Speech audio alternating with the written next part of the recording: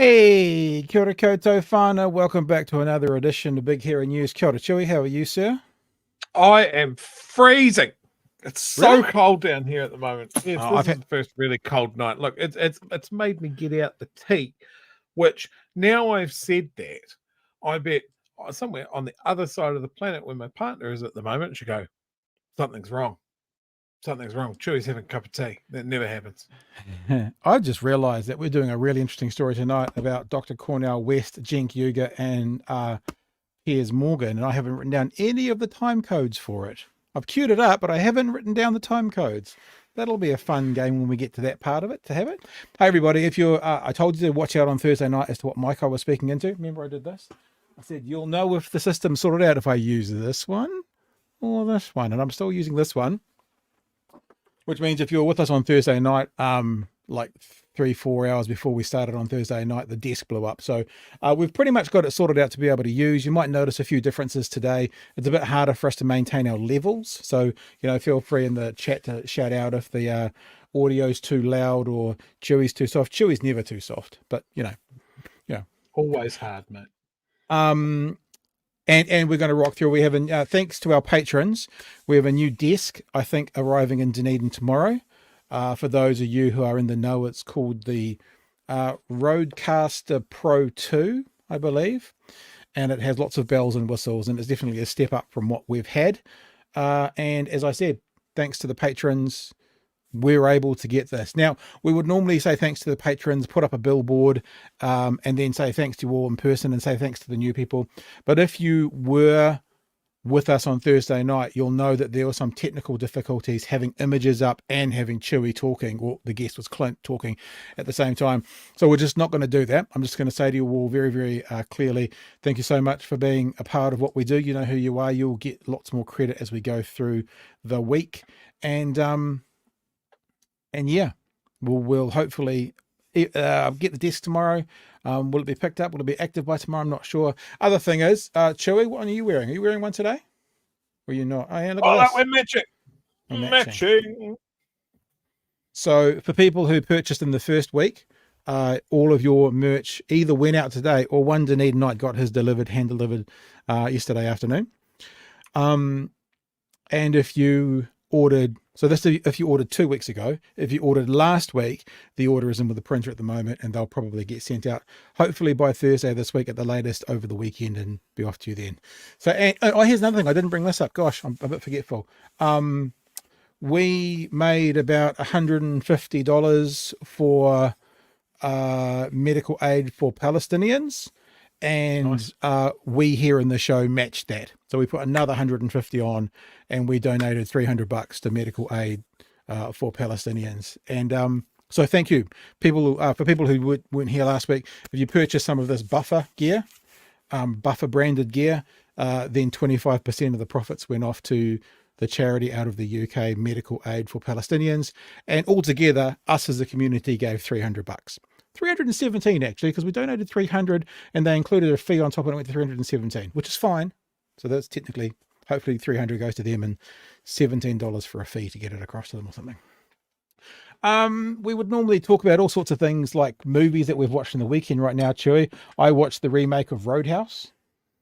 I quite like that. I thought that was pretty good. I had a good couple of chuckles.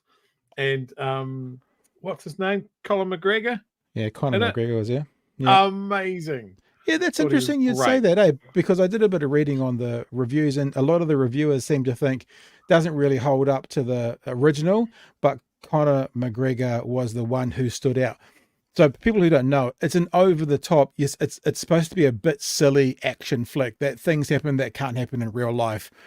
And maybe it's my age, okay, Boomer, but I love I had the original one on VHS. So I probably watched it 30, 40 times, loved it. The ridiculous scene where Patrick Swayze rips a guy's throat out through his neck. So it's supposed to be over the top.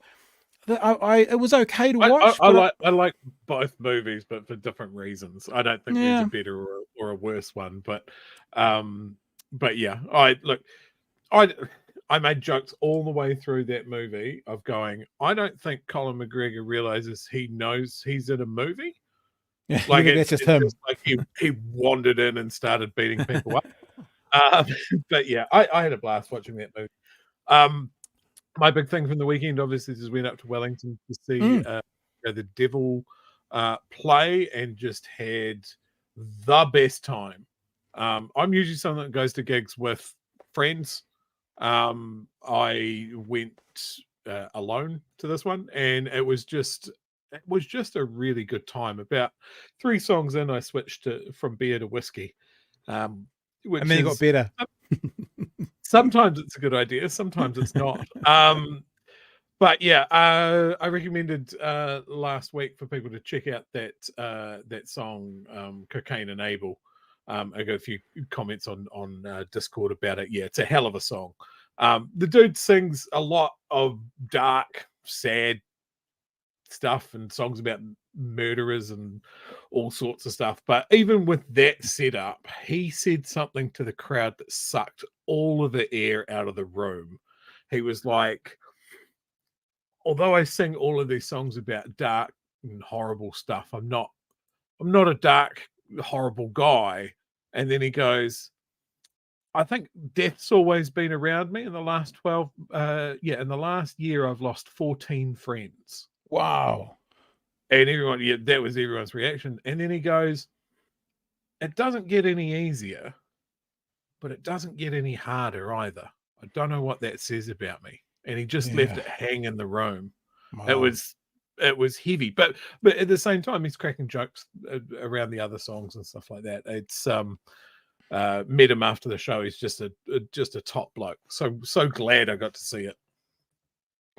There's people in the chat already talking about Israel and Palestine and Gaza. And yep, we are going to talk about that tonight. We do have a clip coming up with Dr. Cornel West and Cenk Uygur, of all people, from TYT on Piers Morgan's show. And I want to demonstrate and show to you what a moron Piers Morgan is. Oh, maybe I do have the skit notes. Should I put them over here?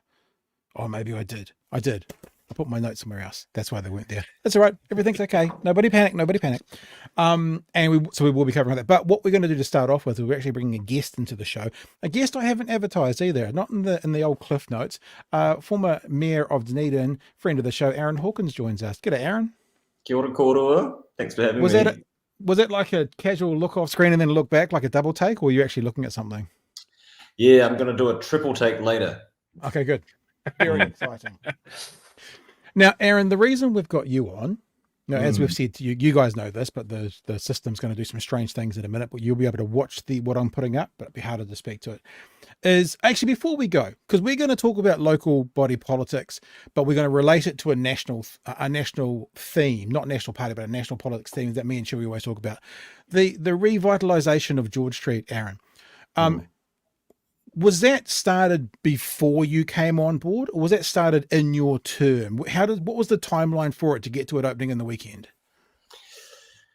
Yeah, how good, eh? I guess it depends on where you start the clock. So the George Street project is part of the Central City Plan, and the Central City Plan predates my involvement as an elected member. I remember sitting around tables with butcher's paper in the public art gallery auditorium as people talked about, what we wanted to see for the city centre, and I was just an interested citizen. The first stage of that was the warehouse precinct redevelopment, and then the George Street thing came next, and I think the budget for that got signed off in the long-term plan in 2018, which would have been my second term on council, but the substantive decisions around the design and most contentiously the layout and allocation of space on that street were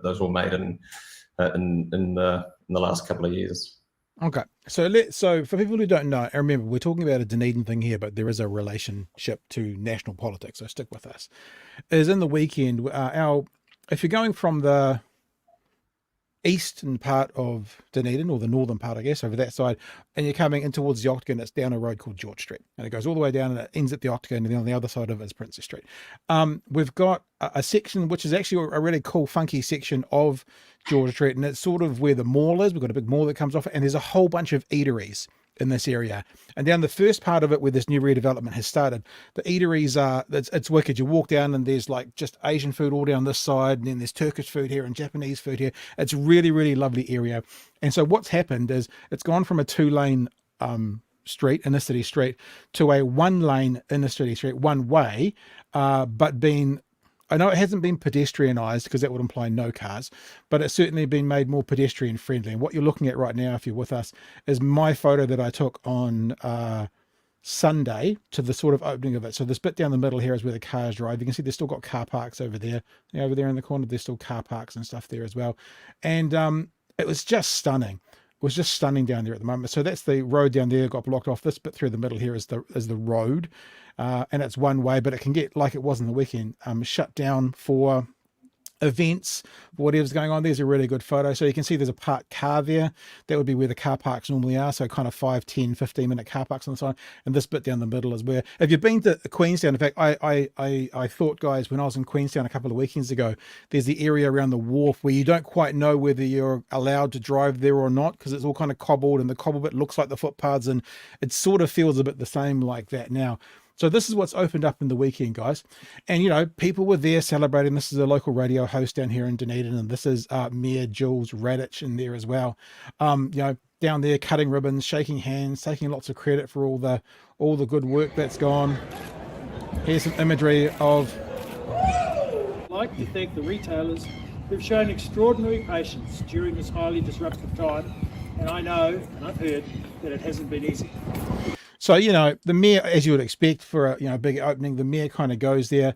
One of the small problems with this, though, as we're saying it, is old Jules Radich wasn't really a fan of this project. And this is going to relate back to what we talk about all the time, which is holding the incumbent government, local body, parliamentarian, government, whatever, making sure we hold them accountable to the same level they held the previous guys accountable to.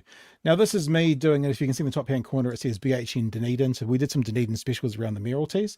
This is me asking Jules Radich about that inner city pedestrianisation, and this is what he told me about it before the last election. But talk to me about George Street and the pedestrianisation zone. Where do you sit on that? I strenuously opposed the change. Strenuously opposed. Just make sure we're clear on that. Not just opposed, but strenuously. Of George Street to a one-way traffic situation, supposedly at 10 kilometres an hour. Is that what you mean?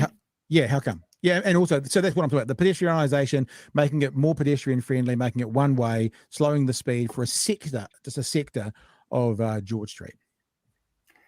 Yes. Well, you know, it's all of the shopping centre. Yeah, so I disagree with that. And I think it is fundamentally wrong. And, you know, if you're to look to the actual report we had from the independent consultant who reported on it. Yep. He's So for those of you watching, this is me showing Jules Radich the kind of artist's impressions of what it could be. Again, road, cars drive down the middles, parking on one of the sides, much more pedestrian friendly. Says that there is... it exposes the possibility of financial failure. It makes the street much more dangerous after dark, and that is borne out by the crime situation at Cuba Street in Wellington and even Fort Street in Auckland. And the lack of access for shoppers will be a problem. And that'll look, you pretty much got the sum total of his thoughts there. Not a fan of it, not really happy about it. You know, there's more writings about it. Two of the naysayers were councillors and mayoral aspirants, Jules Radich and Lee Vandervis, and they voted against.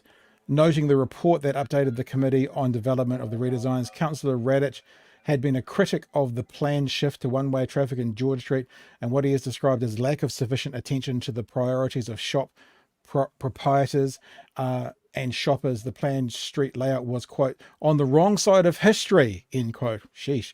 And it would take the city back to the 1950s, he said. I think that's where I'm at for right now. So let me take this off so we can all talk again.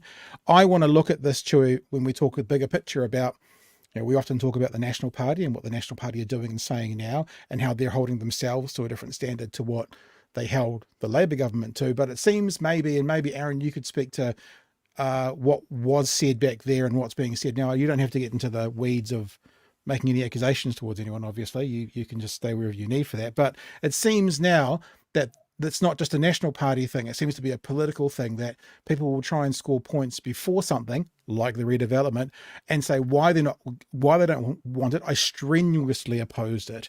To now be happy to be down there cutting ribbons, riding on seesaws, and having a good old time, apparently taking all the credit for it. Either of you boys can jump in. Yeah, I don't know if it is something you can directly compare to the way that our parliament works, where you have parties in opposition and parties in government, because that doesn't exist. And we've had this conversation before. That doesn't exist in local government. You've got 15 people sitting around a table. One of them chairs the meeting, and they collectively make decisions and chart the course for the city. And I think the job of being a councillor and the job of being a mayor are fundamentally different jobs. I mean, there is no job description for a mayor, but the expectation is that one of your primary jobs is to be a cheerleader and a champion for your city, whether that's fighting the city's corner against things like cuts to hospital budgets or infrastructure budgets, or whether it's celebrating the successes of your city and the successes of your community. That's the basic fundamental part of the job, and I think someone who has opposed previous decisions of council but finds themselves in the position of mayor should be celebrating the work that's been done, regardless of their previous voting record. I wish that is what was being happening now, but it isn't, because that is what is good for business in George Street. And this isn't. This is an international phenomenon, right? The backlash against reallocating road space for pedestrians. There's universal pushback against this, and so we shouldn't consider ourselves special here. But rather than turning up to open the main street after spending all that time and after all of the disruption that has been caused by this particular infrastructure project, and essentially talking it down by saying, well, let's see, I still don't think this is a good idea, I'm going to try and save this. It's like, how is that supportive of your local business community? I would rather everyone who opposed this now be celebrating this and taking credit for it, because I think that is what is in the best interest of the city, as opposed to what may be, that may require some humility to be able to massage the messaging, but that would be the ideal outcome. Just before we jump into it, you've been very gracious as well, and I think it's fair to share this, Aaron. Hamish McNally, who is a local reporter down here for Stuff, 22 awkward seconds of Dunedin councillors trying out a new seesaw at $600,000 park in the middle of the city's redevelopment. People arguing about that, talking that over. Wise mayor flippity flop taking the credit, etc. And you came at the end of this thread and said, to be honest, I'd rather the current lot did take credit and celebrate it. That would be what's best for business, rather than insisting on taking it down still. I think you've been very, very, very gracious. I did also like this tweet of yours, Aaron. That was just a story from stuff.co.nz, and your line, it was a bit gangster actually, just saying, you're welcome. And I actually think you haven't been given enough credit for this yet, Aaron. And if they're not going to do it from up there, we should do it for now. You had a big hand to play in this, and it's fucking awesome for the city. Chewy. I think if we can widen the comments away from Mayor Radich, because I think you're exactly right. You campaign as a councillor, you end up as mayor. You've got to be the one cutting the ribbon, and I'm sure he realises how awkward that is. But there were other councillors that campaigned on this, being so anti it, and then when the first block opened, it's pretty good, isn't it? And I think it's that whole thing of just really stoking some negative feelings to get votes, and then ignoring it once you're in.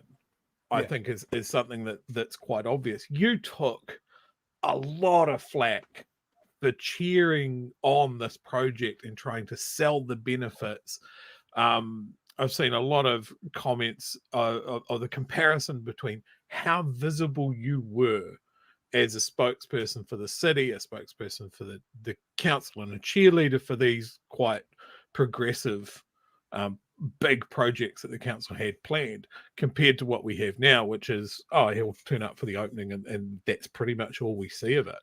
And get the photograph. I mean, for someone that has seen similar, I love that he mentioned Cuba Street, a street that I lived right next to, has this absolute hellhole of pedestrianisation. I think anybody that's experienced that and has seen part of a city transform would have known that this would have been the result. How hard has it been, I guess, for you to deal with that? I mean, you've taken all the flack and then obviously stood back and just given yourself some space, it seems. But yeah, I don't know. I'm just curious from your point of view about how this has played out. Yeah, it wasn't fun, but look, I wouldn't change anything. I mean, we knew it was going to look great. We knew it was going to work. You know, it's ironic that you've got Dr. Cornel West on this program, and you've already mentioned people being on the wrong side of history by supporting what have been universally successful urban design interventions tried and tested the world over, but we're different, aren't we? And that again is this happens everywhere. And the first project that you undertake like this is always going to be the most difficult one, because you don't have anywhere in your city to point to and go, we're going to do it like this. And the similar thing in Auckland, when they were doing the work on Te Komititanga and down the bottom of Queen Street, they had nothing to point to where they could say, this is what it's going to be like here. But now that they've done that, the cell is an easier thing to do when you're trying to do it in other places. Look, I knew we knew it was going to look good, and we knew, but it's exceeded my expectations. The thing that has surprised me the most is you can't really prepare for how it makes you feel differently about engaging with the space in a quite tangible way.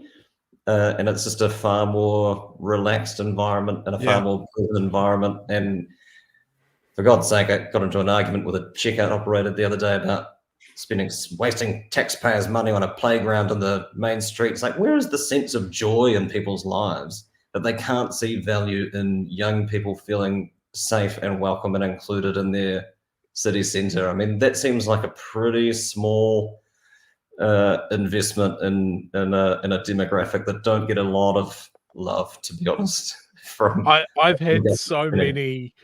I work in that block. So I've had so many people's opinions and all of that sort of stuff. And I'm the sort of person that, looks at the updates, looks at the plans. I know that the initial talks about having to update the pipes underneath the city, that started in the early 2000s when I was a student.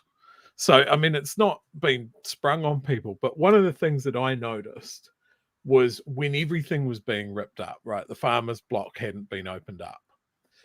Nobody really had the vision of what it was going to be. And the moment those fences came down, people changed. They'd seen one completed block and they're like, oh, I get it. And I remember some guy going on about the lack of parking, and I pulled up the website and started counting the parks, and I was like, looks like it's pretty much about the same. And then I had one guy that was going on about there's a few more. One guy was kicking off about the playground, how it was a waste of money, and he had 2 young kids with him. And I just turned to his kids and I was like, I bet you're looking forward to that new playground. And they're like, oh yeah. Amazing. Loved it. Can I also just bring this also around? You've been very gracious and very kind, Aaron. But I do just still want to at least touch on this idea of political candidates, political parties changing in and out after their next election, because I think it's still important to get through, and what voters, whether that be local body or national, need to do and need to remember. And I guess I could relate this back again to the local body, that everyone was again 3 waters.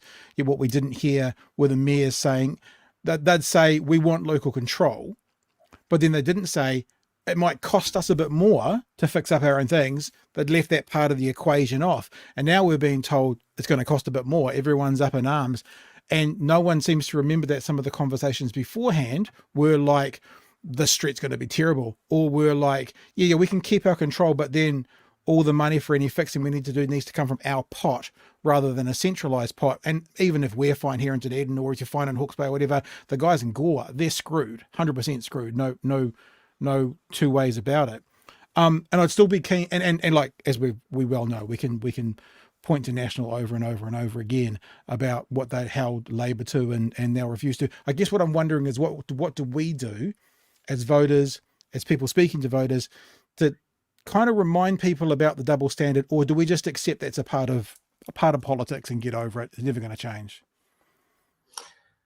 I think there's a couple of different things there. I mean, one thing is about how disingenuous an argument can be, particularly during campaign season. And I think that is something that people should be mindful of. And certainly the Three Waters debate was not a good home for good faith actors. That's not how that played out. And I think that's something to be wary of. And likewise, and I don't want to relitigate the past, but certainly the ways that particular phrases and sentences in the voluminous reports that were produced to support the George Street work have been taken out of context and represented for campaigning purposes, I think would fit into that same category. And people should be cautious around that and challenge people and pull people up on that.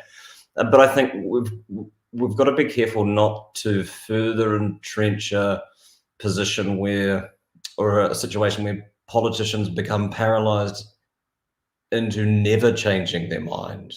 Yeah. And when they're, regardless of being confronted or presented with new information or better information or new ideas, become You're being generous. You are being generous again. Because we don't, that's not borne out by what we see. We see them changing their minds and ignoring that they've changed their minds. I mean, yes, we'd love it to say, oh, look, new information, so we're going in a new direction. We don't see that. Like, for example, the tax cuts at the moment. The new information is you don't have enough money for it. We said we had enough money, so we're going to just push them through. So I actually agree with you, Aaron, but I think you're being really generous to politicians right now, because if they said, you know what, guys, you know, that cyclone that happened in the North Island, you know, COVID, the things have changed because of conditions. We just get them looking straight ahead and going, no, things haven't changed. We're going to keep doing what we said we were going to do. Yeah, and which is bonkers in that particular situation. They're going to borrow money to subsidise landlords to the tune of $2.9 billion. I mean, I don't think and I don't know whether it's a kind of a morphing of petty bourgeois anti-intellectualism or what, but I don't think that. I mean, increasingly we're seeing just a general disregard for evidence and information and the policy setting agenda, and I think so that's probably a bigger problem than are people are they capable of changing their minds is a different question to are they capable of taking on board new information that may run counter to their ideological platform. Ideology, obviously, a thing only left-wing people have. It's called common sense. In the right-wing mind, probably the most dangerous of all the ideologies. But the anything that doesn't fit with the narrative or fit with the campaign messaging seems to be casually disregarded. I mean, the overarching theme of our new government is vengeance, it seems, as opposed to any particular philosophical objective. Chewy, what do you think? We should let Aaron go shortly. He needs to go have a nap back in front of his fireplace, I hear. Rumour tells me. What do you want to wrap up with, Chewy? You can finish us off if you want. I don't think I have anything specific. However, I do want to throw it back over to you, Aaron, just if you want to speak on the project that you're involved with at the moment. Okay. Because I checked, I saw your post about it the other day. Checked out the website. It seems really interesting. I think some of our people in the chat might be interested in it. Yeah, thanks, Chewy. I'm now the co-founder of a business called Florowit, with a couple of lads, ex-Dunedin lads, who are now based in Wellington. And our first project is called escarpment domes, which is a pilot project really. And the short version is we're building visitor accommodation on a stunning piece of rural land looking out over Kapiti Island, and using the money from accommodation to fund native reforestation and predator control and trapping, and it's essentially a land restoration and biodiversity recovery project. A pilot for eventually the plan is to work on 200 to 300 hectare lots of land, and then invest that land back into public stewardship. So the first step to making that happen is making the pilot work. And there's me in a late 19th century colonial Wellington bathtub that we purchased specifically for the purpose. And that's where that bath will live. But yeah, we're running we're building 4 geodesic domes, 3 of which people can sleep in, running a crowdfunding campaign on PledgeBee where people can buy accommodation, www.escarpmentdomes.nz if you want to find out more information and see more cringe-worthy video content of me inside.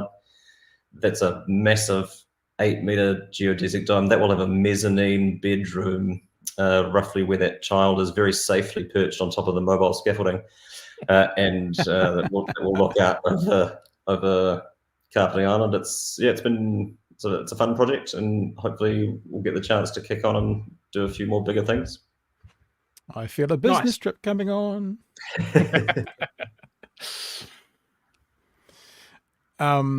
What before you go?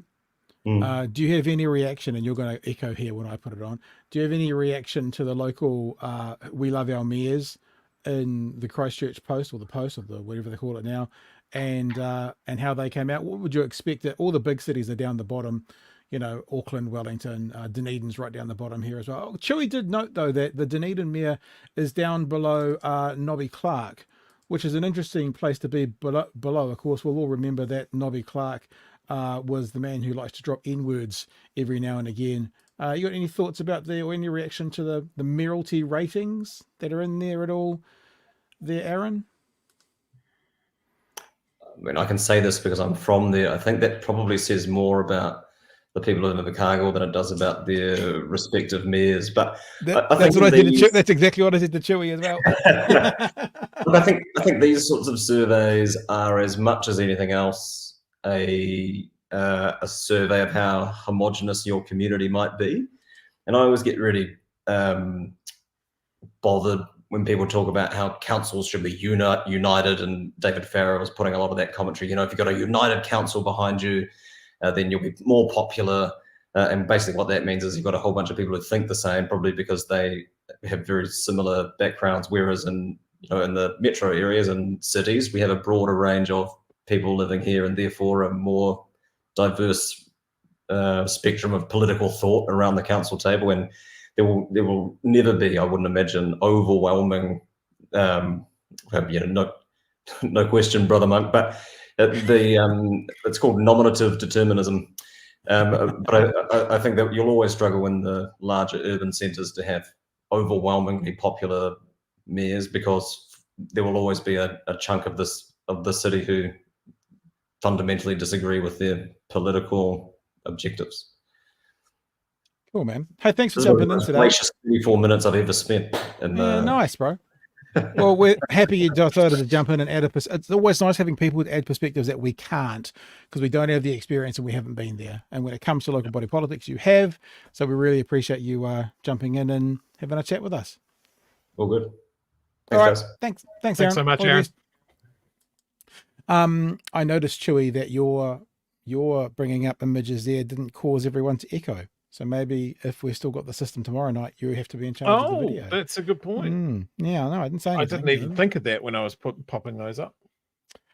Peter pays a late fee of $2 as a super chat. Thank you, Peter. And JK says, unless your business is a drive-through, your customer is on foot. $5. It's a really nice area. I mean, like, I know it sounds a bit weird that we're doing like such a Dunedin focused story, but I did want to definitely link it into how we got a hold others accountable. I think it's something that is reflected throughout this country, throughout the whole country, because there's a lot of towns and cities and councils that are doing revitalisation work, or they're redoing the pipes, or that sort of thing, or even down to cycle lanes and pedestrianisation and that sort of thing. And I saw it when I was up in Wellington. There's a big push against the revitalisation of the Golden Mile, and it is being led by businesses.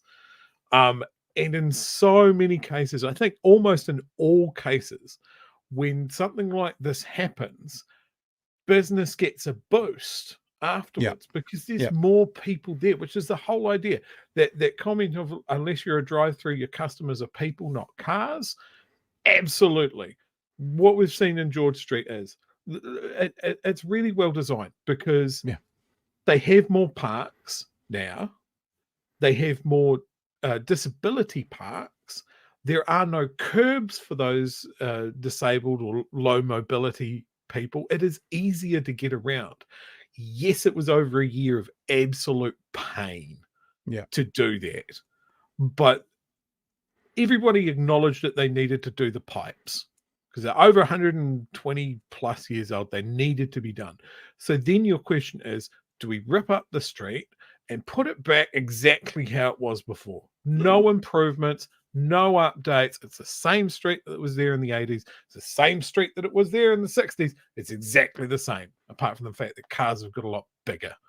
I think that... Or do you go, hey, look, this is an opportunity where we're going to do this big pipe work. Let's put it back better. Let's look at what best practices are. Let's look at what we want to do with the city. And it's more people and it's less cars. Yep. And look, I mean, I think often your own personal, and like I remember when I was, it's right before COVID kicked in, actually, I was going to shoot off to I thought I was really smart, and I was shoot off to the petrol station and get petrol and, fill up an extra, just in case, we were stuck at home for weeks on end. And I was talking to my sister on the phone, and she's going, yeah, I tried to do that too.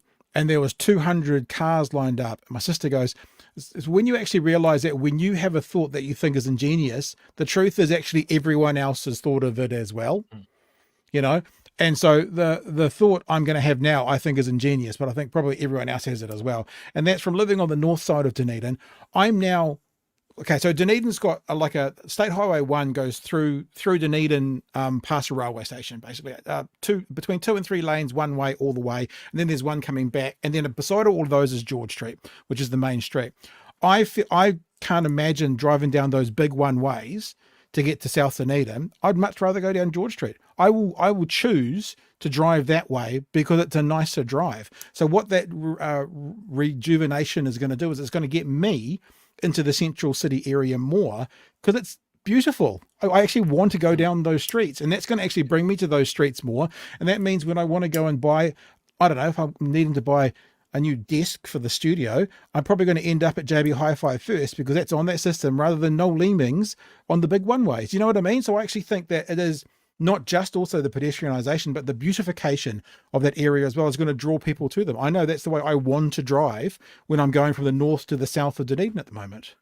From a business point of view, right, is there are a lot of eateries and cafes in one of those blocks, and I noticed as soon as their footpaths were widened because the street was narrowed, suddenly they've all got tables out in that space.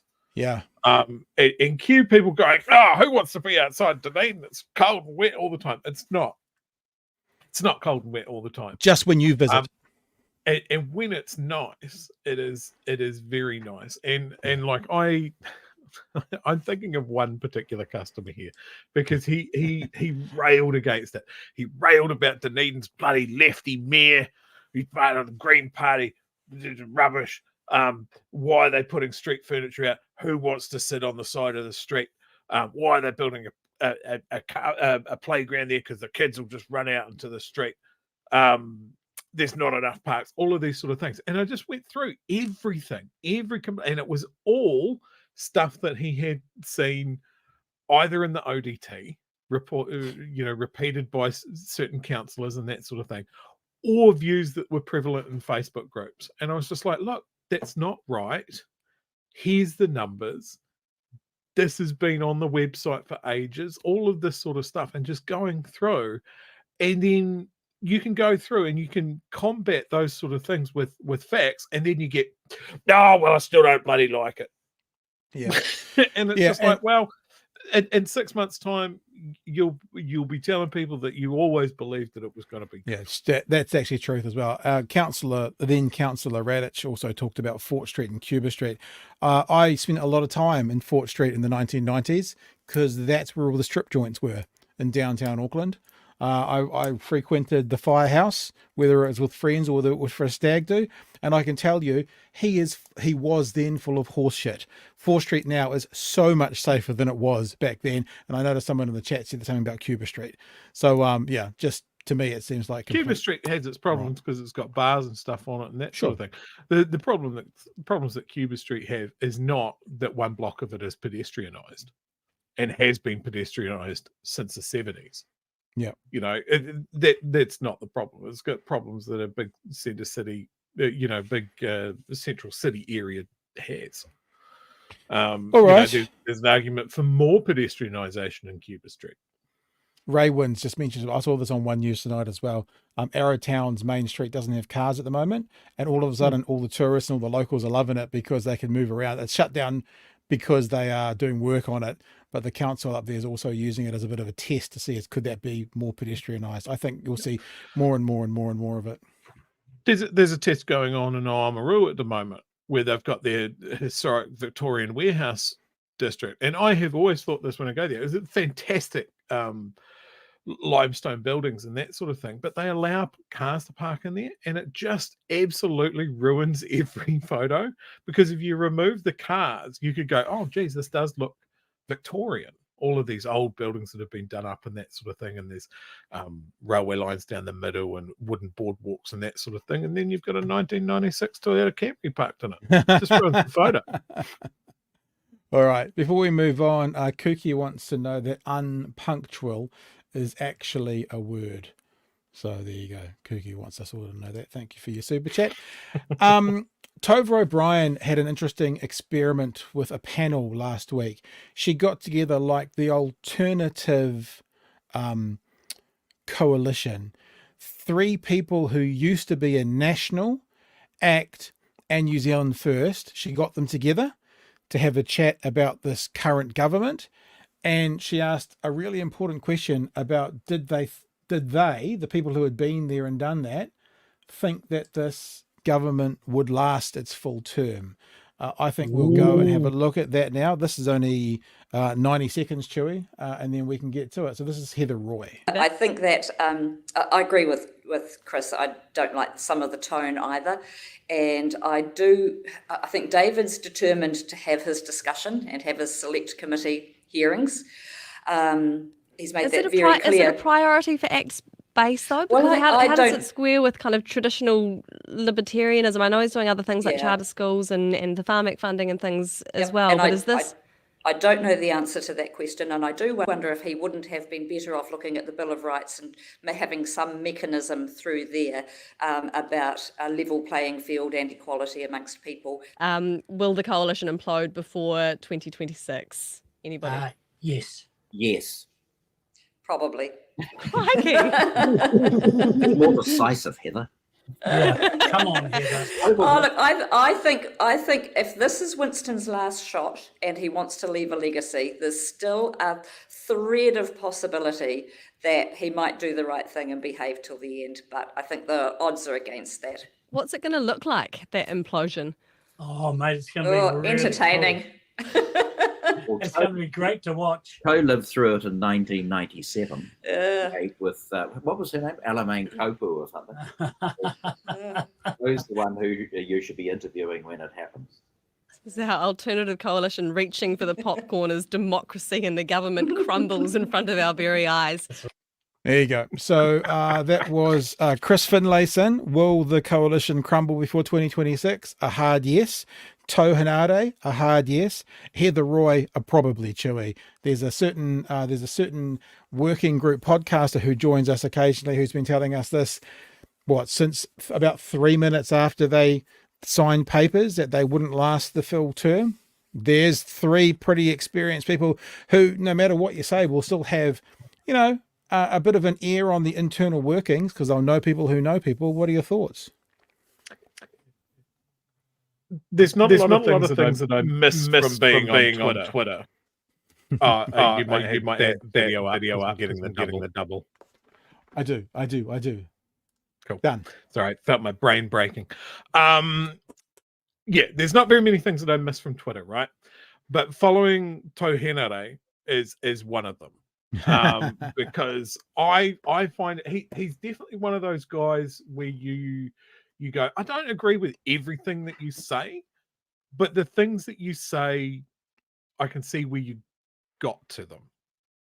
Yeah. And it's something that I miss on the right, and I would say he's probably closer to being a true centrist when we're talking about it. He'll go one way or the other, but he's had these interactions. I think he's right. It is for people like us that analyze all of this stuff and really get into politics. Yes, if this coalition explode, then it will be something pretty fucking interesting, and believe me, we will go into full hyperbole mode when that happens. But I think when you've got that group of three people and they're all agreeing, it's the personalities that they've got in the room. The leader of the coalition is so weak and is not used to that form of leadership, and dare I say it, he's not very good at it. You've got nobody controlling the dog and pony show.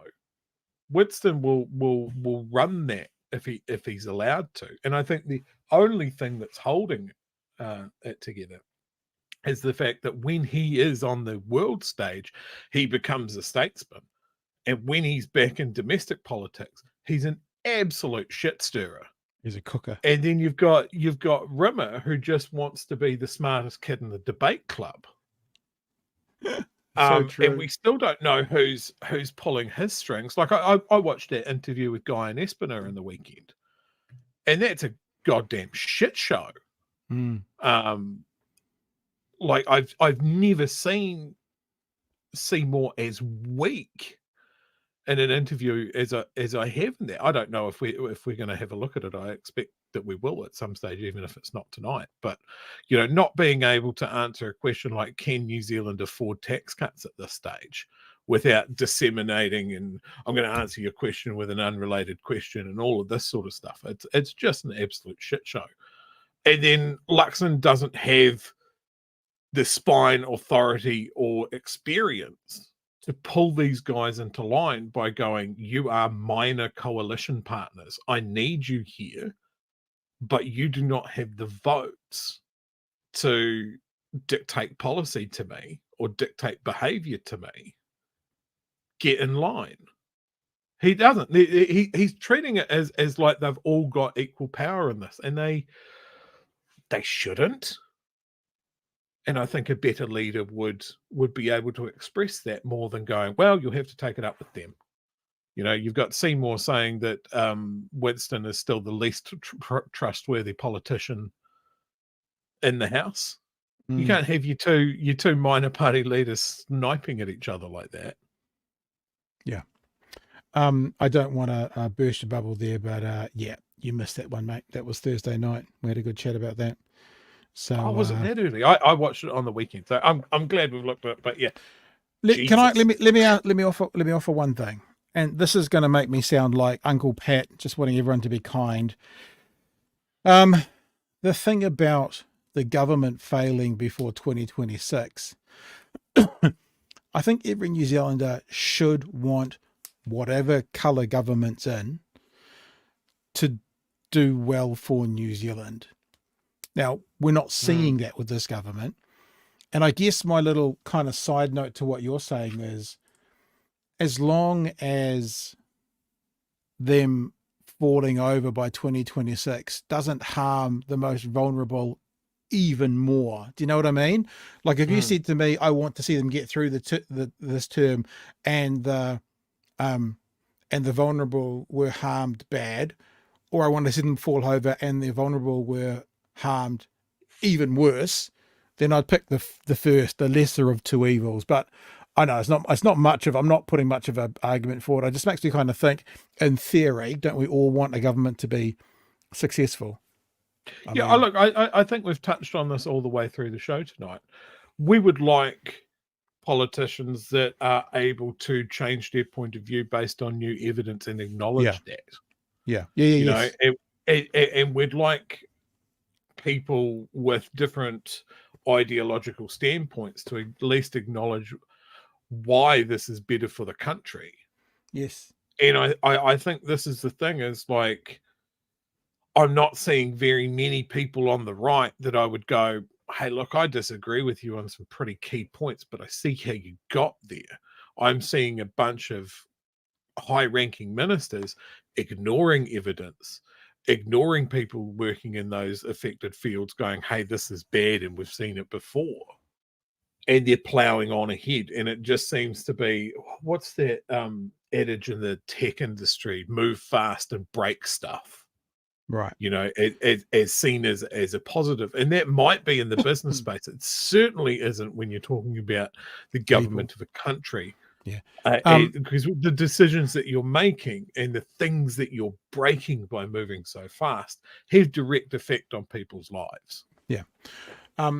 Then the next thing you got to say, just kind of almost be a defeatist of my own argument, is what are they checking themselves for? So we heard last week that they're looking to rejig the fast track legislation, and that Seymour's hinting towards funding school lunches for an interim, for a time. And so straight away you kind of go, oh, so if they weighed up the evidence as we'd like, and they're changing their position, or are they just reading the polls and they realize that these are not things that are going to sit well with the voter? Third option. And hang on. And does it matter? I mean, if they were to do the right thing, even if it wasn't based on the research but the polls, does it actually matter? It still means they're doing the right thing, like school lunches. Third option is something we've discussed on the show heaps, is like put out a really unpalatable product. Yeah. Take the flack for it for a bit, and then ramp it back down. You've still moved the needle in the direction that you want it.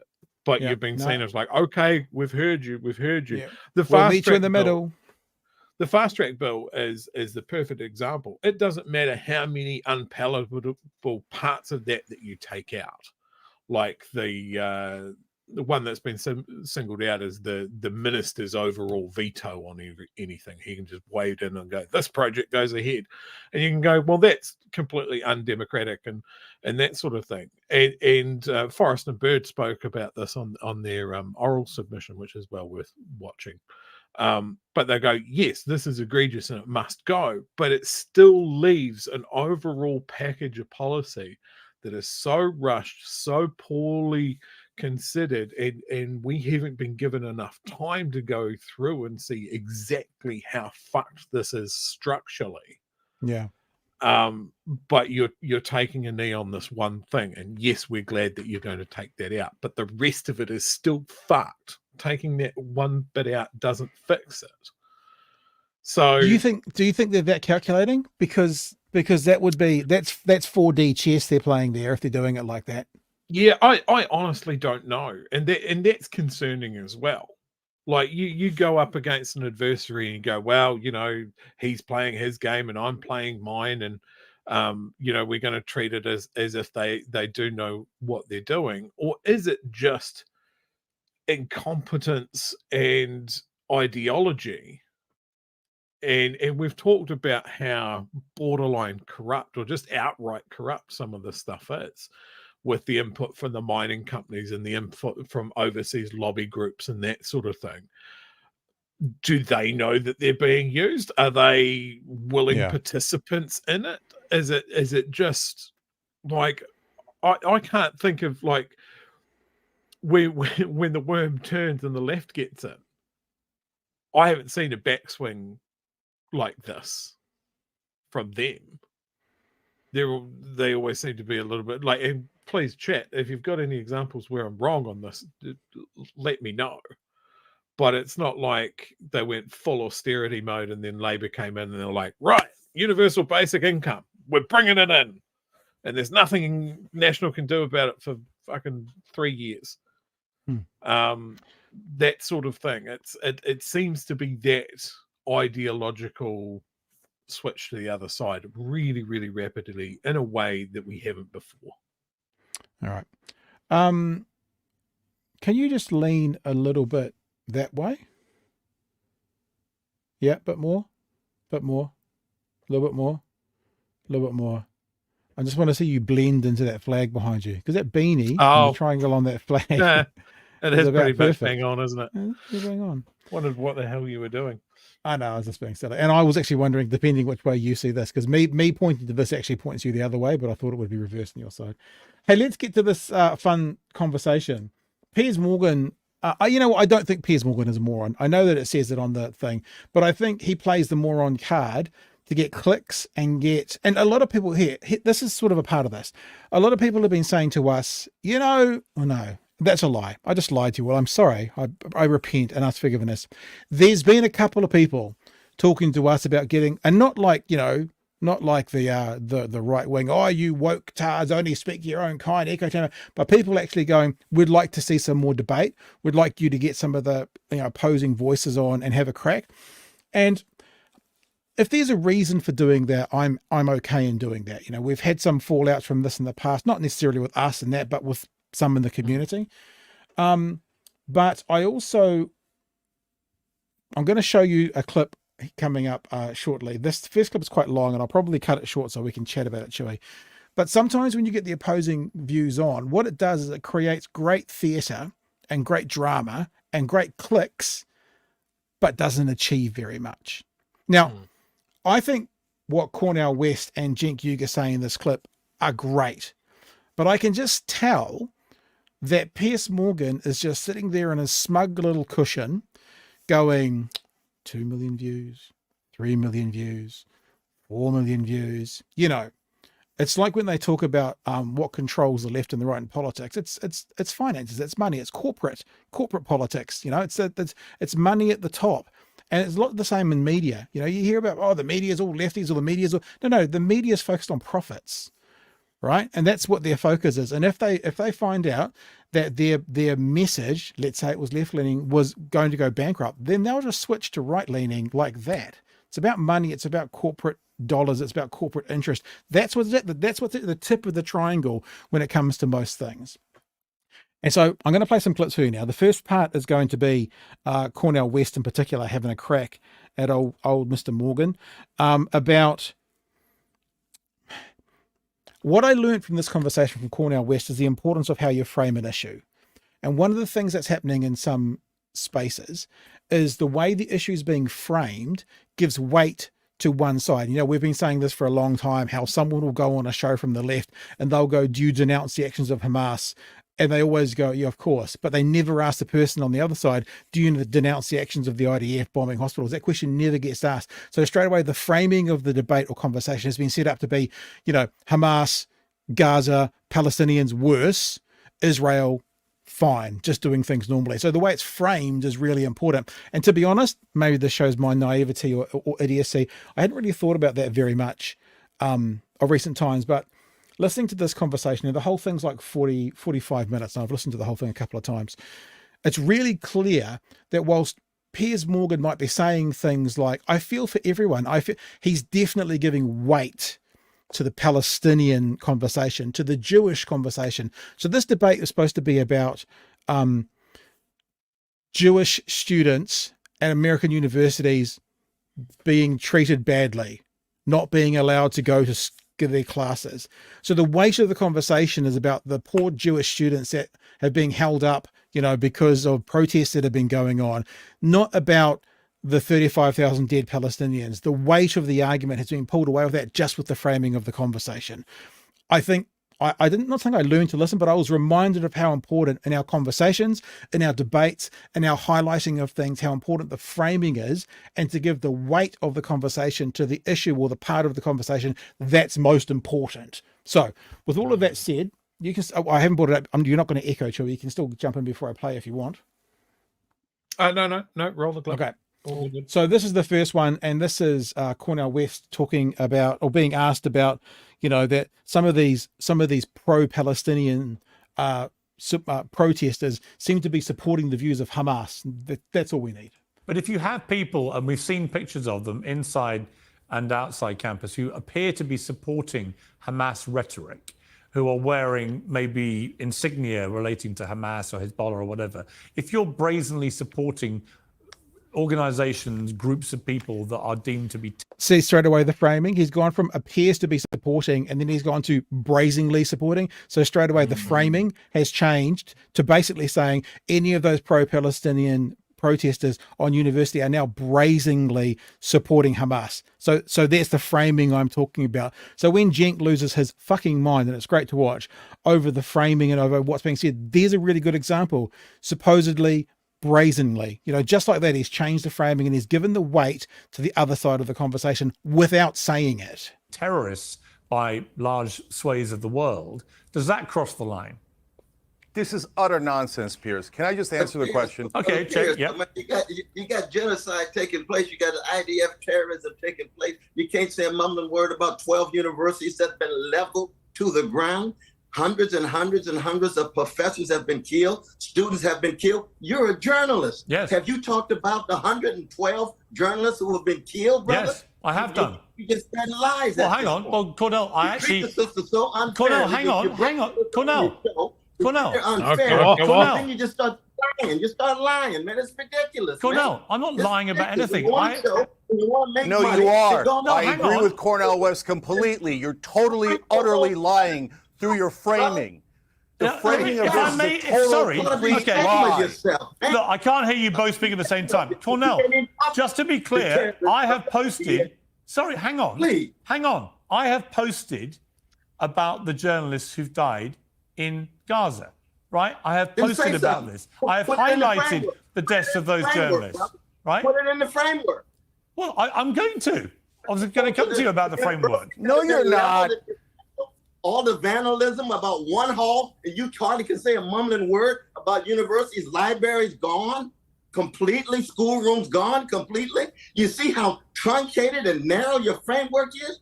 You're just lying, man. You ought to be ashamed of yourself. Okay. When you say lying, what you're trying to imply that I don't care about the other stuff you've just mentioned. Yes, that's what I'm saying. That's not a lie. That's definitely right. Well, not have the as an Israeli life. That's what I'm saying. All right, I'll take this down, Chair. We've got like 3 or 4 little clips like that to play, but you can start. Have at it, sir. I love the fact that they just went off on him. Like I hate the fact that there's 5 little boxes there with people that could all kick off at the same time. It's this thing that often happens when you try to do this talking head sort of thing. There is no comparison. There is no comparison with the university protests in the States. It's its own almost separate thing. The thing that links them is why they're protesting. But yes, you can't compare a student takeover in a US university with what is happening to universities in Gaza. They're systematically gone. The teaching staff killed. The research, the history, all gone. Libraries gone. Hospitals gone. Doctors gone. It is the wiping out. There's almost a word for it. It's a clearing. It'll take generations to build that back. Generations that the Palestinians in the Gaza Strip will not have. All right, I'm going to play some more. And that should be the driving thing for all of these things. It's the overwhelming disgust of what is happening over there. Don't frame it with some other thing. That's its own thing. He says at the end, and I just put up that tweet from J Max, said this is about 30 minutes into the show. It's actually 20 minutes into the show, but he just went on and on and on and on and on and on. And then they bought these two. It's almost like they were lighting the fires under themselves before they got to him. And then when they finally got to him, they just explode. He says at the end that the reason they were invited on was to debate about Jewish students at American universities not getting access to this libraries in the classrooms. And I guess a part of what both Cenk and Cornel do is go, fuck that debate. Let's talk about important things. So let me play you another clip. This is just playing straight on from the next part. It's only 60 seconds. This conversation continues. Okay, let me bring in Cenk. Let me bring in Cenk here. Let me bring in. Okay, let me bring in Cenk. Exactly. Just to be clear, I haven't lied about anything. Just to be clear, Cornel West was just calling him a racist, and Piers Morgan just moves on. Right? I haven't talked about what's happening in Gaza yet because we haven't come to that part of the debate. But Cenk, I don't believe you've always seemed to me to be one of the more rational voices in this debate, prepared to accept what Hamas did was horrendous and so on. I don't believe that you think it's right that Jewish students should be intimidated and harassed on a campus. You come right back to the thing again. Can I just answer this for We are debating the process. And what Cornel is worried about is this is the talking point. And after that whole diatribe, he comes straight back to the talking point. Okay? Come on, brother. Cenk. Come on, man. I don't think it's right. They should be subjected to intimidation. Okay, Piers. Nobody thinks it's right. Nobody thinks that's right. It's not Cornel, right. let Cenk speak and I'll come back to you. Girl has a hall named after her because she and 15,000 other children have been killed by the IDF terrorists that you don't even call terrorists, but you can call the students terrorists. That's not a double standards, man. That's just outright mendacity, hiding criminality on your show, and you're supposed to be uncensored, concerned about the truth. Well, you just said I called them terrorists. I haven't called them terrorists. That, ironically, is a lie. Cenk, I want to... All right, let me take this down for you, Chewy. So that, ironically, is a lie. But again, it's the framing of it. It's like he's got these guys to debate, about the Jewish students at Columbia. That's what the debate was supposed to be about. And these guys are just saying the framing has... You're saying like the Jewish students he's not talking about the Jewish students at Columbia who are a part of the protesters. He's talking about the Jewish students at the university who were not able to move around the campus as freely as they usually were. What a disingenuous bullshit argument. I mean, what an unimportant point to be debating. So what did he expect to happen? Anyway, Chewy, yours. Here we are 6 months after it, and they're still bringing up, you've got to condemn Hamas. We're fucking past that. Has there been a single person that stood up and said, the events of October 7th completely justified? Yeah. Completely justified and reasonable. Not a single fucking person apart from Hamas would say that. It doesn't add anything to the discussion. It doesn't, Piers is an idiot for this. Why you would get 4 other people on to discuss something as nuanced as this and let it be as rambling and open, and it's just, I'm going to put a shit fight on the TV. Yeah. And I think Cornel going absolutely off on it is perfect. Become ungovernable. And the disrespect that he's directing towards it, I think it's exactly deserved. Yeah. There are ways to have these discussions. And I think if it was a one-on-one or even have Piers as a moderator and have one person on one side and one person on the other, there's probably more use that comes out of that. But again, it's a common failing with these sort of interview formats.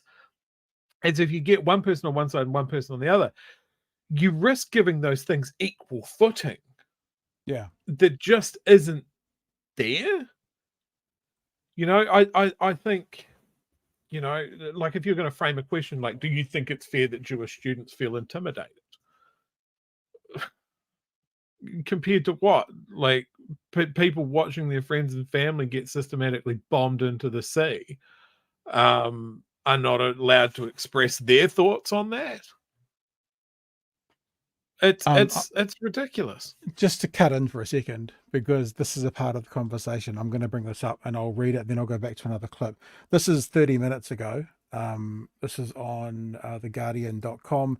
Israeli order to evacuate Rafah is a dangerous escalation that will have consequences. A senior Hamas official has said that the Israeli order for civilians to evacuate Rafah is a dangerous escalation that will have consequences. Now, that's a part of this conversation that's going to continue on. Everyone in the world is saying they can't go in. And I did read this before we came on.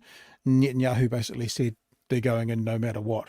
we'll get back to this conversation. That's not quite breaking news, but certainly that's article just from 30 minutes ago. Before you kick this off, I just want to say about Rafah. Okay, Rafah is basically a refugee camp at this point. Everybody's in 100%. tents. There's 16,000 children, I think, in that area. And I think this is a point where the international community have kind of got together and gone, come on, Israel, this is enough. Yeah, they've given them a line, which is unusual. They've actually drawn the line. Yeah, and Israel has said, fuck your line, we're going anyway. And this has also got to a point where a couple of other things have happened in Israel. There was a protest over the weekend of over 100,000 Israelis protesting against Netanyahu because the news came out that he turned down a hostage exchange a couple of days after October 7th. And all Hamas asked was don't send military forces into the Gaza Strip. All right. Let's keep going. Israel said no.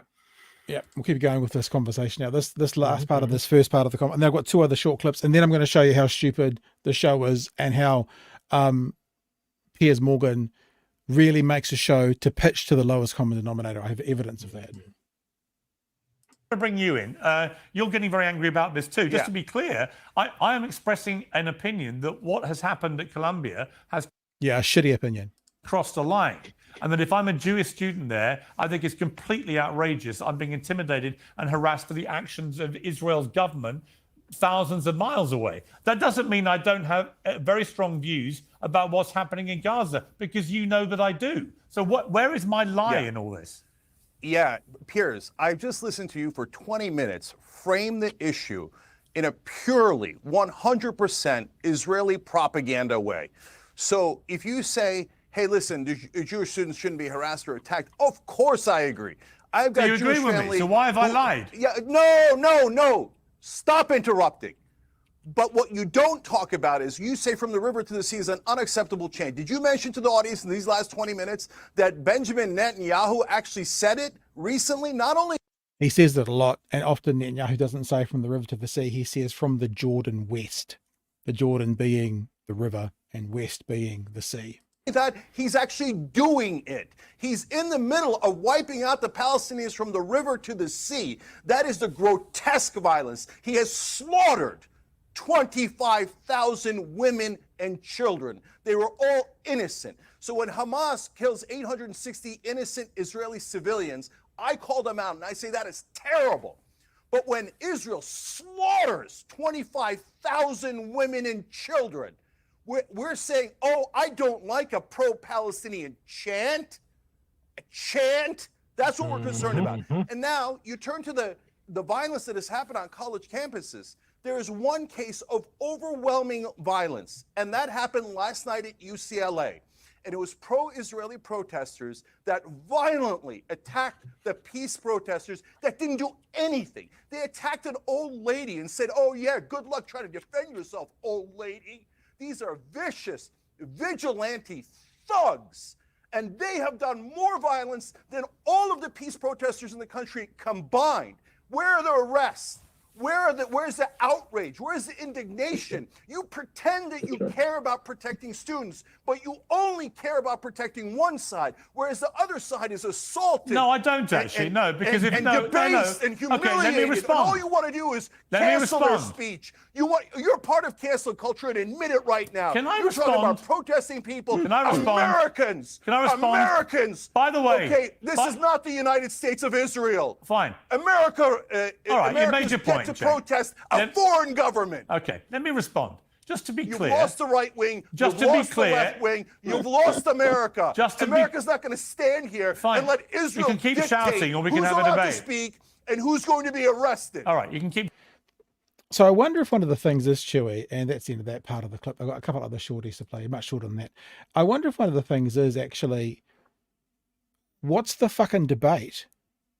What are we saying? The debate is a small number of students at Columbia University are finding it more difficult to get to their library, one side. Gaza children, Palestinian children being pulled out of bombed buildings, the other side. Is that the actual debate we're having? It doesn't seem like there's no equivalent. Like is there an argument that Muslim students felt pressured or unsafe in universities following 9/11? You know, they're trying to draw a line between those two things, and it doesn't exist. Like, it's kind of, I don't know. I saw Seymour's comments today from protesters crashing one of his events.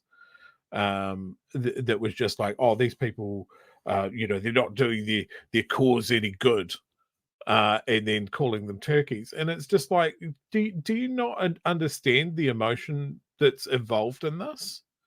Do you look at those figures of what's happened in Gaza since October, and you're just happy to carry on with? Does it not strike you at just a human, empathetic level that it is disgusting? It is an atrocity, and for Americans especially to look at the links that the US has with Israel and go, yeah, this is okay. I'm fine with what's being done. You know, at what point do you go, it's so bad, it's so egregious, it's so disgusting, it's so over the top that I need to do more than write a letter to my congressman? This is something that gets me out of the street. And one of the comparisons I saw from some of the universities is the other protests that they've done in the past: civil rights, Vietnam, the Gulf War, all of these sort of things. And you look back at every one of those protests and go, yeah, you were right. And you had the National Guard set on you, and you had people making the same arguments against student protesters then as they are now. There was a very good episode that I watched before we came on tonight of Last Week Tonight with John Oliver, and he goes through a bit of that. And he, I think it might have been Brown University, one of the universities where someone in the 90s was taken away in handcuffs from a library, and he then became the head of the NAACP, and then they asked him to come back and deliver the kind of the speech that they give in front of the graduating class, and the point that Oliver made, I think maybe it was someone else made that they played, was there's not really any examples of the hard government crackdown that ages well. Like it's the students that have always ended up being on the right side of history. It doesn't end up that they go, oh yeah, when they called the police in that time, they were on the right side of history was the university. It's always the students. And if they don't see that now, they're never gonna. So let's play another clip. I've got 2 60-second clips to go, and then I'll show you what a moron he really is and what he's pitching to. This is just another bit of a debate with Professor West about, Jewish students being harassed as Piers Morgan's highest concern. But given that there has been clear intimidation and harassment of Jewish students, it's been broadcast, we've seen the videos of it, you cannot be happy as a professor there that Jewish students are being harassed and intimidated because people are critical of what an Israel government's doing thousands of miles away. That is my point. Of course. That goes without saying. I try to be a decent person in my life. So you agree with me? After that diatribe, you agree with me? All you want to talk about is protection of Jews. It's not all I want to talk about, Cornel. But that is actually what this debate is about. Organizations that are banded back in October. Did you say a word about that? When you got massive children at universities and hospitals completely leveled, and you have something on your Twitter rather than make that part of the framing of the issue, then in fact you become an extension of propaganda. And that's why I call you a racist, because it means then that a Palestinian how dare you? Honestly, I'm sorry. I'm sorry, but how dare you? You wouldn't frame it in that way, my brother. You would not frame it in that way. I'm sorry, but you how dare you call me a racist? What you don't know is, before I did this debate, I did a long interview with one of the IDF spokesmen in which I went after him about their planned invasion of Rafah because I think it would be a catastrophic mistake. So don't call me a racist. And don't assume don't assume. You think Biden believes the Palestinian life has the same value as Israeli life? Yes, I do. Absolutely not. Yes, I do. Fiber in his bone when it comes to Palestinian predicament. I absolutely believe think that's an answer to me? I believe Palestinian lives matter just as much as any other lives, and I've always said that. Always. It's not manifesting your framing, brother. It's not manifesting your Don't framing. just use It's an the word. abstract. Don't throw around the word racist without any evidence to support the fact that I'm a I wait racist. until I hear a lot of evidence, and I've been hearing the evidence, and I throw it around. It's not throwing around. It's a reality. Yeah, you got to be careful when you say to Dr. Cornel West, don't use words lightly, and he goes, I don't. I use them based on the evidence. It kind of shoots your argument down. I've got one more clip, True, but do you want to add anything before we get to the last clip? The last clip is another 60-seconder.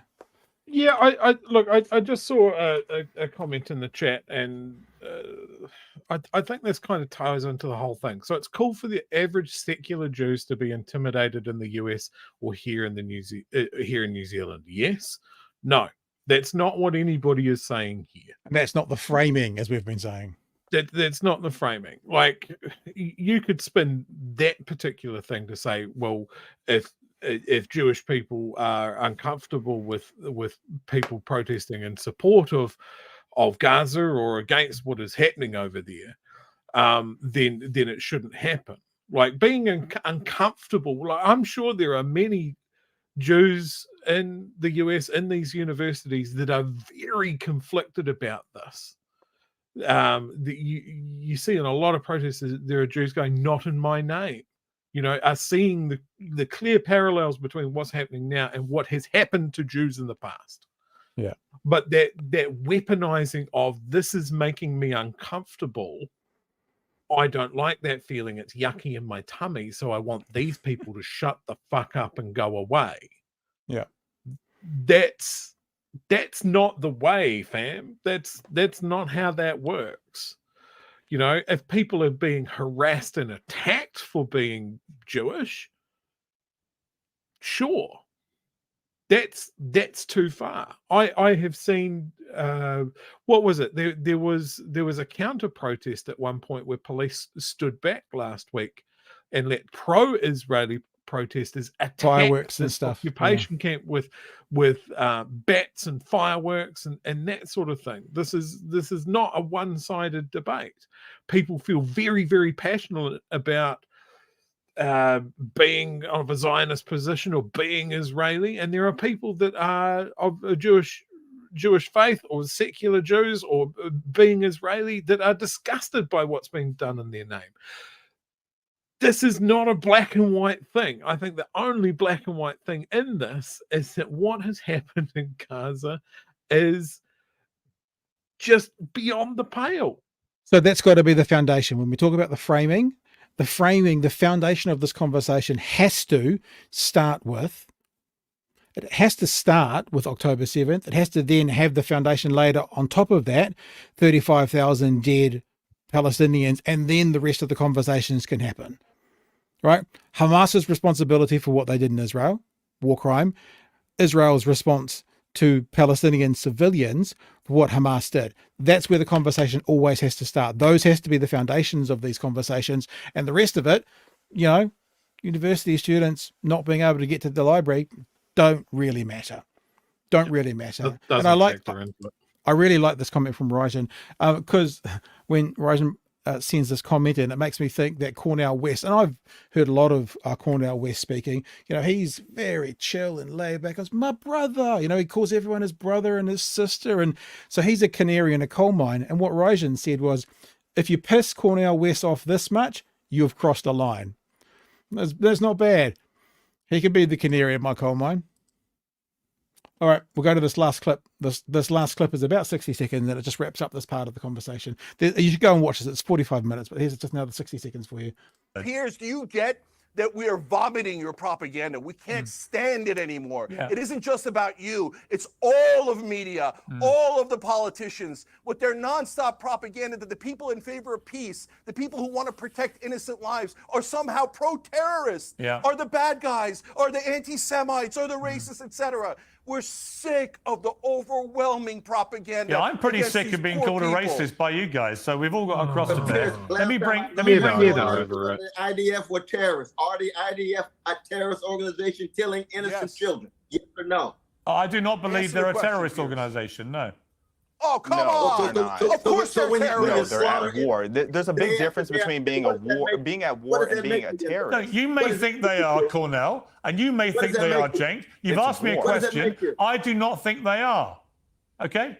Based on what? What Do that I think argument the is Palestinian IDF lives don't matter. Do I think the IDF has very serious questions to answer about the way they are executing About all that terrorism, all that stuff. this war? Absolutely. Do we have Are they international killing criminal innocent courts? people? Do we have criminal courts and laws and rules to hold them to account? For all those acts of terror and war crimes, those things. Absolutely. And do I want them to be held to account? Damn right I do, yeah. And do I think they should be invading Rafah? No, I do not. Palestinian don't mean that much to you, Let man. me- Come on. Oh, it does They mean don't as much mean to that me. much Let me to bring in Javier No, again. they don't mean that much. Javier, You're just talking. Javier, You're just talking. this So there you go. We'll leave that one there. And yeah, this idea, and it's an interesting framing again, that for these politicians, and you would have heard Cornel West there, even though the mic was a bit inny and outy, saying that that's the same position of Joe Biden. Biden doesn't care about Palestinian lives as much about Jewish lives or Israeli lives. And I think that's something that we're going to look at through this year and see if that impacts them at the end of the year election. But I've got one more clip to play you. It's only like 40 or 50 seconds, but that's the end of the clips I'm playing with Cornel West and Cenk. Anything from you?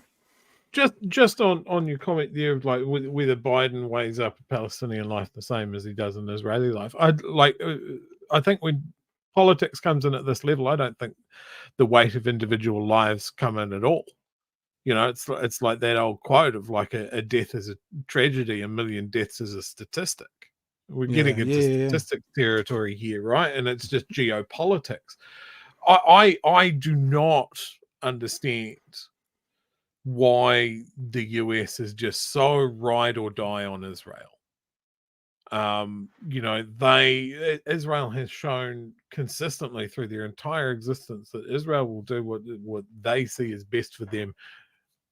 Don't give a fuck what our allies think. Don't give a fuck what our enemies think. You know, they fully attacked a US flagged ship in the opening hours of one of their wars in the 60s.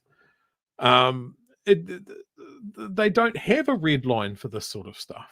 And throughout this, it's been just writ large that America's gone, well, we're not happy with how this is going, and we could cut off funding and we could cut off military aid. We're not going to, so don't worry, Israel. But if you could just chill out a bit and stop being an utter psycho, that'd be great. And Israel's going, nah, I'm going to stab up and bomb this playground. Like, it's just there's it's kind of like they're pulling the chain, but the chain's not attached to the dog that you're trying to call back. I'm doing everything I can. All right, I'm going to play this last clip, and I want you to check out. This is a completely different conversation. This might have happened today, but because I've been watching Piers Morgan over the last couple of days to get these clips, he's now popping up in my fucking feed. And this was a debate around the change. This is the important things in life, Chewy, when you've got this kind of platform and money behind you. The change to the LGBT flag. That's what this whole 5-panel debate is about. And the guy on the far right, sorry, as you look at it, far left, I'll just circle him, this gentleman here, right? Piers Morgan is about to say he's making a good point. I want you to hear what his good point is and tell me that there is an ounce of intellect, intelligence, cleverness, whatever about this conversation. We're not even going to get into the conversation about what they're talking about, but I just wanted to play this for you and just to go to show you how dumbed down, lowest common denominator, moronic conversations these are. Do that. I think, like, if you're an American, you're all encompassed under the American flag. We're all Americans, whether you're gay, straight, blind, you can see. I had to recue that because it's the wrong part. Let's go again. No one will see this in the edit. Okay, here we'll go from here. Here we go. We get it. Like, I don't understand why we need to keep changing it. But what I do understand Why is that do it they doesn't keep matter. changing it? But it's fine. You know, that's the point with a flag. Like, we can change it. We're not stuck in our ways like straight people. We're not going to get upset by the England flag being redesigned. This is the other thing that happens with these kinds of panels. This is Blair White, second from the left. But should we change it? Should we change it? This is this ultimate victim mentality. You know how the right always talks about snowflakes?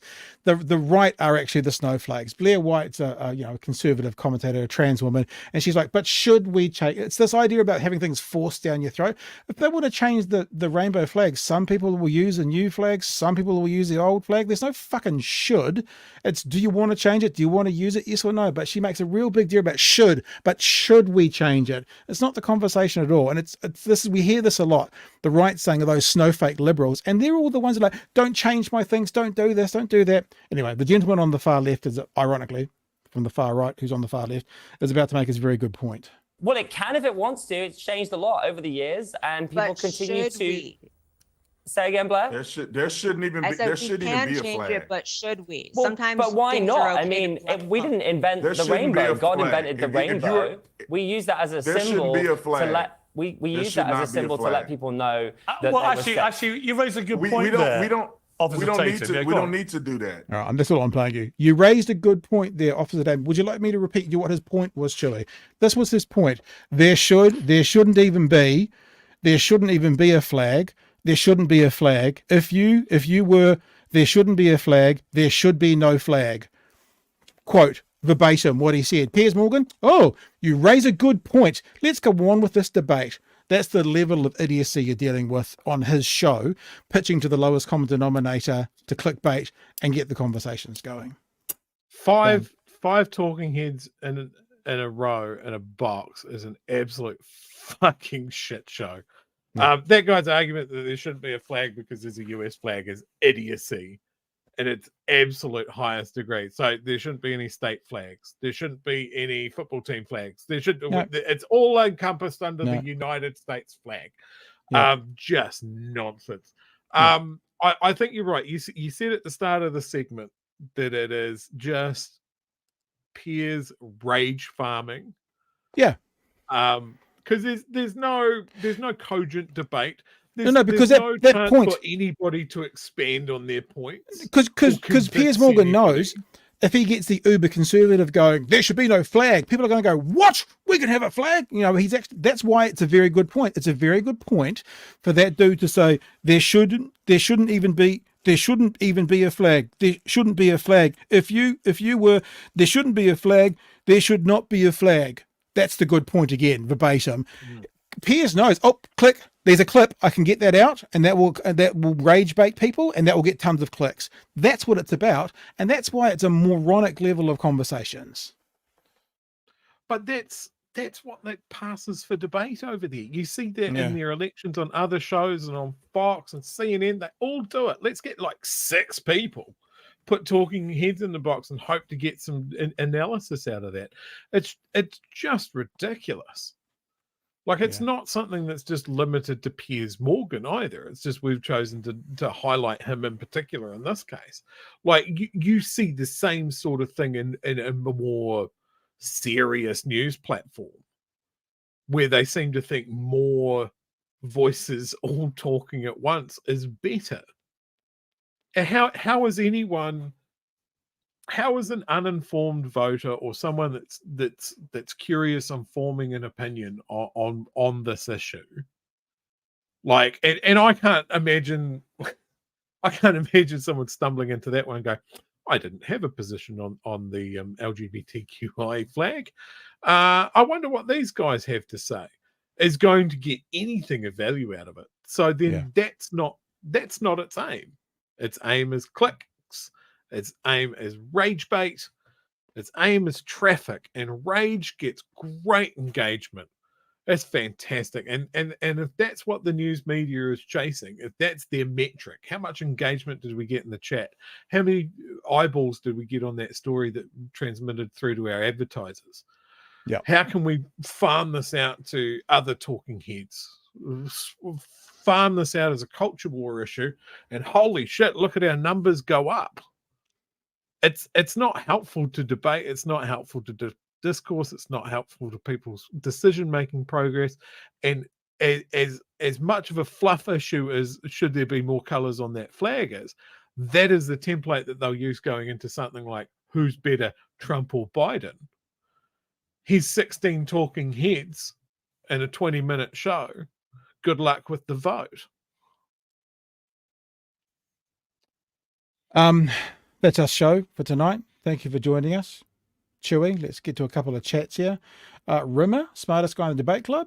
I heard he was the worst example of a rational person out there from Gold. Thank you for that, Gold. You can't have rational without rat. Mr. Arvid wants to know if you denounce David Seymour. Do you denounce David Seymour?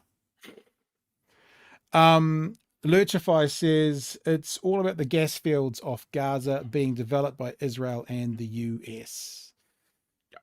Shady. And Gareth says, this is interesting. Gareth says, Pat, you speaking with people with opposing views like Chantal is magic. The James Hake interview is one of your best pieces of content, in my honest opinion. I agree that I like doing it. Like, I like it. I like doing it. I think it's, I find it enjoyable. I think it's good broadcasting as well. It's interesting that both of those examples, we had quite a bit of debate internally about it, and we had people come at us, especially for the Chantal Baker one. Not so much the James Hake one. Yeah, not so much the James Hake one. But yeah, to bear in mind, James Hake is literally a neo-Nazi with a happy, accessible podcasting face. But he doesn't. But New Zealanders don't know him, so it didn't give the community the kind of heads up before it came on. The point I made right at the start of this conversation about 40 minutes ago is that that's what it can turn into. Like what we just heard was an extreme version of it. Look, and I don't think that was useless because I loved what Dr. West was saying. Like I enjoyed it. And Cenk, there can be a lot of criticisms over Cenk Uygur at the moment and what he's doing with TYT and where it's come from in 2015 to what it is today. And I hear it as well. But I agree with his messaging and what he was saying in that conversation. So yeah, I guess I think about that sort of thing, the having the opposing views on. It's not that I won't have the opposing views on, but it'll be what will it be for the audience? What will it be for, let's say, the cause? And then we'll decide. Because I don't think there's necessarily any harm in an interviewer having a position on something either. And it just seems to be with what Piers was doing there. It was trying to be this all things to everyone middleman of like, oh, of course I don't like what's happening in Gaza, but I also don't agree with what Hamas did. And Jewish, and it's like, yeah, but have a position. Those things are not the same. Like we have a very clear position. We would still have a discussion with someone that has an alternative position because we've got questions. There's no point in just being a fluffy interviewer sometimes. And we get that a lot. Like if you look in our YouTube chats, I was just going to go have a look at a few of them, not the chats like this, but the comments talking about our bias and, journalistically biased. And I'm like, okay, A, we're not journalists, and B, yes, we're biased. Your next point would be what? I normally follow that up with, if I choose to engage, you identify one political commentator on the internet that's not biased. They never answer that question, Chewy. Because when someone calls you biased as a derogatory term, what they're saying is, I don't agree with you. That's what they're saying. Because if you were biased the other way, then they'd think you were speaking the truth. So it's just a classic example for me is Jack Tame, right? Absolutely love him tearing strips off politicians that I don't agree with. Really, really didn't like him showing Chippy up pre-election or going hard after Chloe. And that's the thing. He puts everybody's feet to the fire. Like people saying, well, why don't we have these voices on? We reach out. Yeah. Like what me and Pat do here is basically having a discussion. One of the things about Pat's interview with Chantal Baker and Hake and that sort of thing is Pat is an excellent interviewer. Oh. Well, you are. Like, I mean, we've talked about this before, is that I had serious reservations about the hate conversation, and you said watch it and judge before we put it to air, and we put it to air because, you know, I was like, yeah, okay, this shows up his views for what they are. You know, I don't think this is platforming someone. Like you can put someone on a platform and uncritically going, well, here's what he says about his point of view. Also, you can hold someone up and saying, this is how stupid a racist is. Look at how dumb he is. You know, those are different things. And that's certainly what happened with Chantal Baker is yeah. That interview has been used in 2 publications and a court case. Just so you know. Let me say, yeah, I mean, we would love it if we got David Seymour on the show. We've had him. Do you know what? He hasn't come back on since I told him why people consider him to be a racist. Didn't even tell him he was a racist. I just explained to him why people consider him to be racist. Since then, he won't come near us. We've asked, what's his deputy's name? Whatever her name is. I can't even remember. Sorry, I'm doing 10 things at once. We've asked Luxon, all these people. None of them ever come on. Yep. So, like, here's something else. This is just a little preview, actually, Chewy. I'm going to put the thing up so you might echo in yourself. There's an interesting documentary at the moment on TVNZ Plus. I haven't seen it yet, but it goes into the 2004 Shore and Seabed Act. The director of that is Whatanui Flavel. He's coming on Wednesday. So homework for everybody is if you've got time, TVNZ Plus, it's called Hikoi, Speaking the Truth, I think that's what it's called. There it is there. Whatanui is coming on Wednesday night to have a chat with us about the documentary. So if you want to be in a space where you want to engage in the conversation we have on Wednesday night, go check out the Foreshore and Seabed documentary before then on TVNZ Plus. It's free for everyone to see. So I just interview. There's a little bit more of an interview. The deputy was Vanderdroid. Vanderdroid, right. Brooke. Babbling Brooke. Cool. Yeah, and look, they won't come on. They will at some stage. Look, and this is another thing that we're grateful to you guys for. You know, the bigger we get, the more eyes that are on us, the more ears that hear us, the more pressure's on them to come on. I watch Podcast of a CEO, Diary of a CEO, that young British CEO, his name's just jumping out of my head right now because I don't do names well. And he actively says at the end of it, you know, like, share, and subscribe. The bigger we get, the better guests we get. He just puts it out there. Diary of a CEO is what it's called. And it's true. If by the next election, you know, a little tagline that I've had in the back of my head, whilst it might seem unrealistic, is bigger than Hosking, you know, if we had the reach, then they will come, whether they want to or not, because they'll have to. Simple as that. All right, we're done for the night. Sorry. I'm double. Yep, gotcha. I was just going to type out a whole big thing to a comment in there. I just want to clarify a point where I said no one supports Hamas. What I meant by that was that whole thing that people went through of going on talk shows or interviews and that sort of thing, talking about what was happening in Gaza, and then immediately getting called out to say, well, do you condemn what Hamas did? Or do you support what Hamas did? Look, I'm talking about none of those people in interviews that I saw will come out and say, yes, I 100% support what Hamas did. I was not talking about the general public, the entire population of Gaza. I don't have those numbers. I can only talk about what I saw there. I also saw you mentioning some sort of poll where 70% of Gazans supported it. How many of those 70% are left? And what was the methodology of that survey? How the hell do you do a survey in Gaza? Think about it. They're making phone calls on all their landlines at the moment, are they? That's how they're doing. So what you're saying is 70%, and that was made up of 10 people in Gaza, of which one was one of the refugees and the other 9 were IDF soldiers, because they're all in Gaza at the moment. Is that how it was made? So, I mean, these are the sort of things that when those things are thrown around about, oh, well, there was a survey. These are the things that you need to look at. And this is the same for any survey. Like, the methodology is who's putting it out there is important. that sort of thing. You know, this in a week where Israel has thrown out Al Jazeera and shut down their operation. You know, the press and the news that famous for their out free of that speech. area. Israel famous for their free speech. They're very aware that they are very clued up on their free speech. They are in Israel.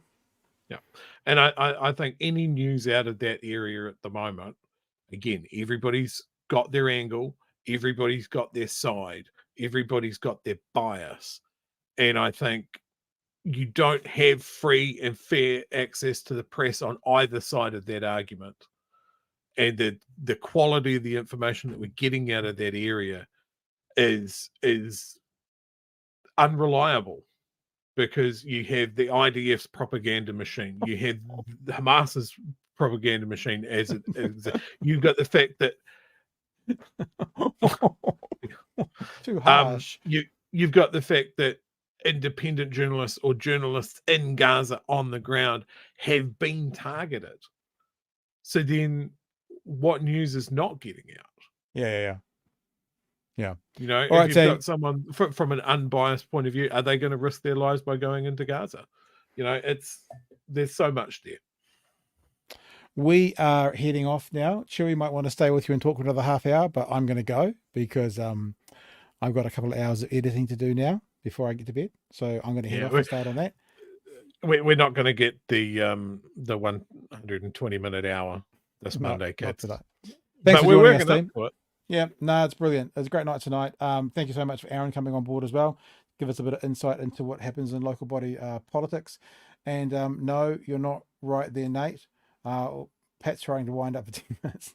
Maybe that is true. Winding up now. All right, guys, we'll catch you tomorrow night from 9 o'clock. And remember, Wednesday night, we've got that big interview. Make sure if you get a chance to check out the documentary before Wednesday night. So at worst, come home from work on Wednesday, you get home 5, 6 o'clock, get your dinner, watch the doco then, right? TVNZ Plus, go watch it. It's up there for free. And we'll be talking about it on Wednesday night with the director. Thank you, Chewy. Thank you, Aaron. Thank you, Ball Boys. Thank you, umpires. We will catch you tomorrow night from 9 p.m. for another edition of Big Hairy News. Hooroo. Cheers, fam.